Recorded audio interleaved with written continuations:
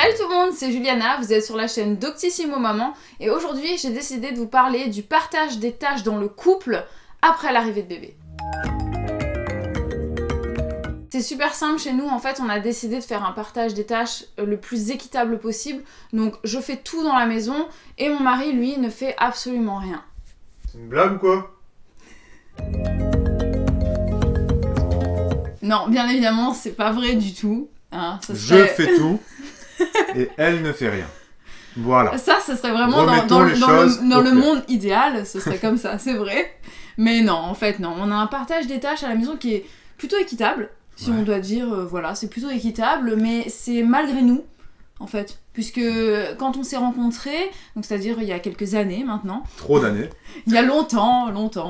On a en fait naturellement divisé les tâches de manière équitable. Chacun avait sa petite mission. Moi, c'était les courses plus. Non, c'est les courses. C'est les courses. C'est toujours. Avant l'arrivée de bébé, on avait notre petite répartition qui s'est fait naturellement. Et on n'a jamais signé de contrat écrit en disant toi tu vas faire ça, toi tu vas faire ça, moitié-moitié. Après il y a des couples qui le font. Hein. Oui, mais nous ça s'est fait de cette manière tout simplement parce qu'il y a des choses que Julien il aime beaucoup faire, comme les courses par exemple. Et moi j'ai horreur de ça, je déteste faire les courses, donc c'est vrai que pourquoi faire les courses alors que y aller à deux, Julien il aime bien faire ça. Si je suis plus rapide tout seul, autant. Voilà, donc du coup c'est vrai que Julien il fait les courses, moi je fais la cuisine. Concernant tout ce qui est tâches ménagères, c'est vraiment moite-moite. Quand je parle des tâches ménagères, ça va être tout ce qui est nettoyage, aspirateur, bref, tout ça. Mais ça c'était avant bébé.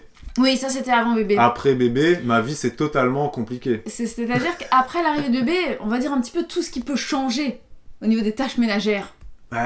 Il y a beaucoup de choses. Pour la maison, ça change un peu parce que... Mais il n'y a pas beaucoup de choses, il n'y a rien qui change. Mais non, c'est la même chose, plus des nouvelles tâches. Plus des nouvelles tâches. Tu sais, pour la maison, ça rajoute des fois un peu de lessive et tout, ça rajoute des serpillères parce qu'il y a du vomi à nettoyer ou des trucs comme ça des fois aussi. En plus, nous, on est aux couches lavables. D'ailleurs, allez voir la vidéo sur les couches lavables sur la chaîne Doctissimo Maman, on en a déjà parlé. Exactement. On utilise des couches lavables, donc forcément, on a un petit peu plus de lessive. Mais après, les tâches pour le bébé, il y a quoi? Nourrir bébé. Oui. Le sommeil de bébé, donc c'est-à-dire gérer les nuits de bébé, surtout au début. Oui. Il y a le change de bébé.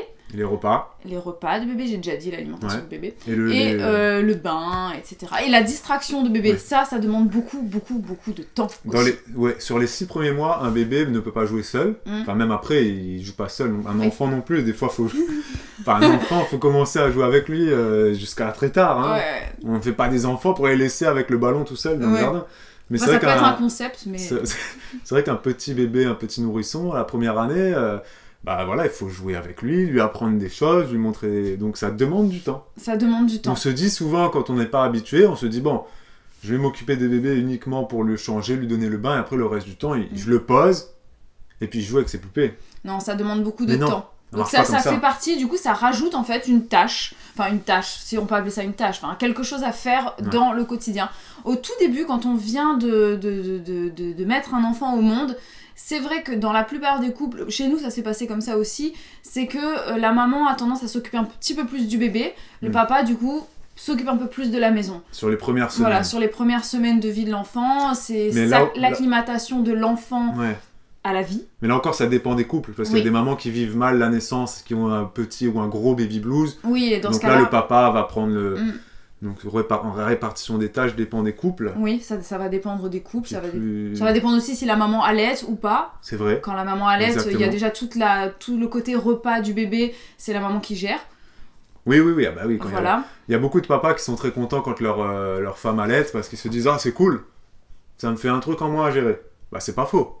Mais à côté, il faut être au top alors. Ouais. À côté, il faut être au top. Il faut faire d'autres trucs non plus. Parce que si on laisse la maman allaiter et puis qu'on se dit écoute chérie, moi demain je travaille à 7h, tu sais quoi, cette nuit je vais pas me réveiller. Oui, la gestion écoute chérie, là tu vois, faut que j'aille me coucher tôt parce que demain je travaille, donc le bain, le coucher, tout ça, occupe-toi-en quoi. Parce que toi, tu vois, tu travailles pas et tout. Oui. Il y a beaucoup de papas qui malheureusement, utilisent cette excuse du travail. Parce que c'est vrai qu'en France, le congé paternité est très court. Mais si je pourrais donner un conseil au papa, c'est vrai que la maman ne travaille peut-être pas pendant 3 mois, voire plus, si elle choisit le congé maternité plus long.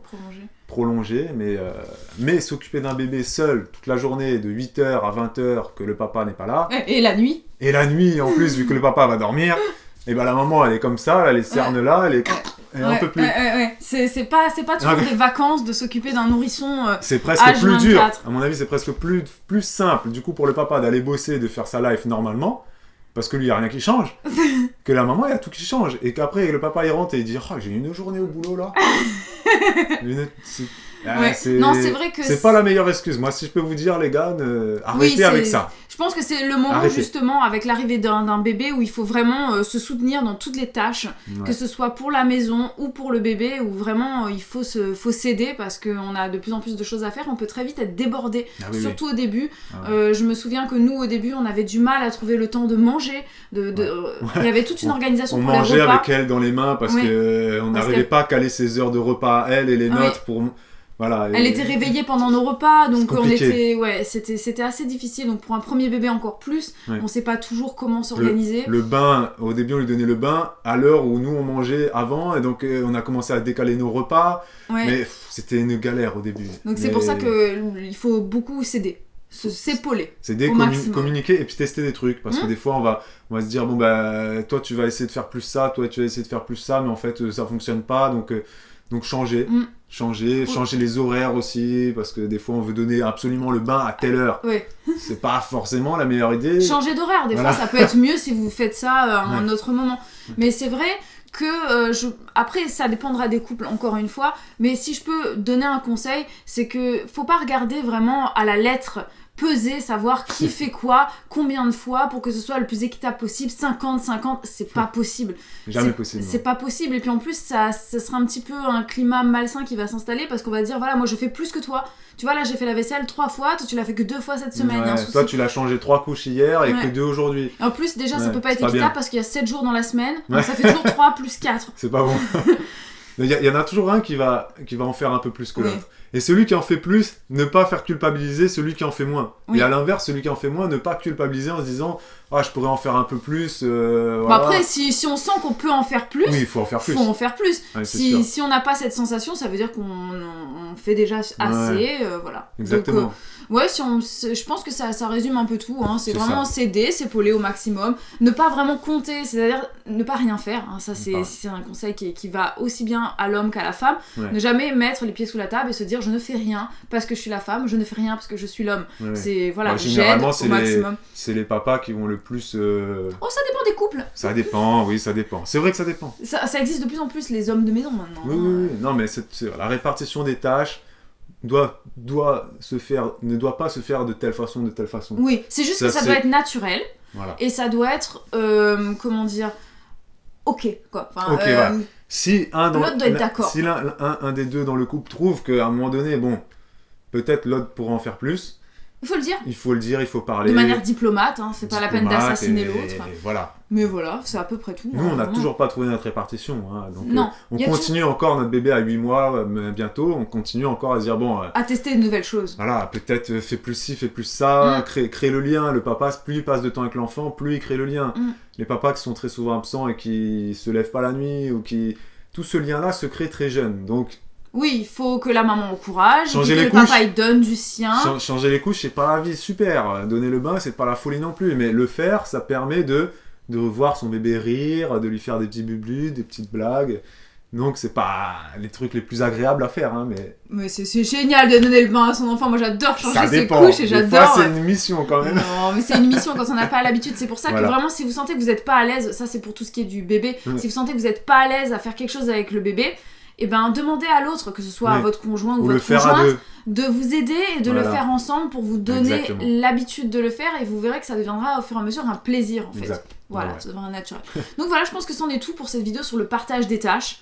J'ai rien à rajouter. Est-ce que tu voudrais... Moi non plus. Voilà, bon ben c'est très bien. Je pense qu'on a tout dit. Je pense qu'on a tout dit. Mettez un pouce bleu si vous avez apprécié cette vidéo. Surtout commentez, dites-nous qu'est-ce que vous avez envie de voir dans les prochaines vidéos, quelle thématique vous avez envie qu'on aborde, quel sujet, s'il y a des choses plus ou moins précises que vous voulez qu'on aborde et qu'on débatte un peu ici. Exactement. Et dites-nous en commentaire comment ça se passe chez vous. Oui.